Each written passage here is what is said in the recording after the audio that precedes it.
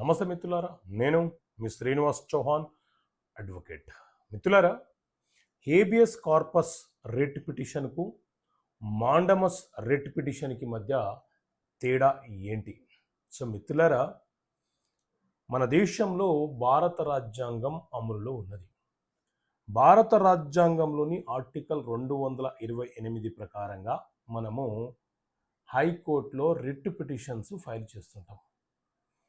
అయితే ఏదైనా ఒక కేసులో పోలీసులు ఒక వ్యక్తిని సాధారణంగా అరెస్ట్ చేస్తే 24 గంటల లోపు కోర్టు ముందు హాజరుపరచాలి.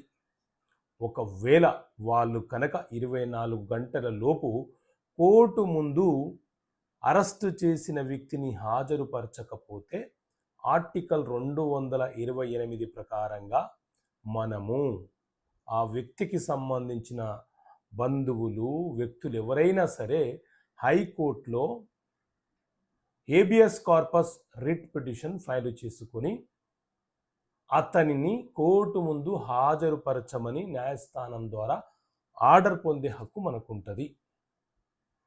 ఇది habeas corpus. Mandamus writ petition అంటే ఏంటి అనంటే, ఎవరైనా ప్రభుత్వ ఉద్యోగులు తమ విధులను, బాధ్యతలను నిర్వర్తించకుండా నిర్లక్ష్యం వహిస్తే మనము డైరెక్ట్గా హైకోర్టులో ఒక రిట్ పిటిషన్ ఫైల్ చేసి కోర్టు నుంచి ఆర్డర్ పొందవచ్చు. దాన్నే మాండమస్ రిట్ పిటిషన్ అంటాము. ఉదాహరణకు, రైట్ టు ఇన్ఫర్మేషన్ యాక్ట్ ప్రకారంగా మన భూమికి సంబంధించిన సమాచారం కావాలని మనము ఎంఆర్ఓ గారికి అప్లికేషన్ పెట్టుకున్నాము, వారు ఇవ్వటం లేదు.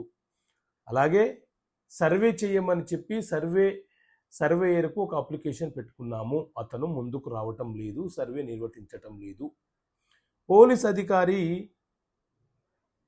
పోలీస్ స్టేషన్కి వెళ్ళి పోలీస్ అధికారికి ఏదైనా కంప్లైంట్ ఇస్తే పట్టించుకోవటం లేదు, లేదా మనం ఏదైనా సమాచారం అడిగితే ఇవ్వటం లేదు. ఇలా ప్రభుత్వ అధికారులు ఏదైనా విధులను నిర్వర్తించే క్రమంలో నిర్లక్ష్యం వహిస్తే వారి మీద మనం డైరెక్ట్గా హైకోర్టులో మాండమస్ రిట్ పిటిషన్ ఫైల్ చేయవచ్చు.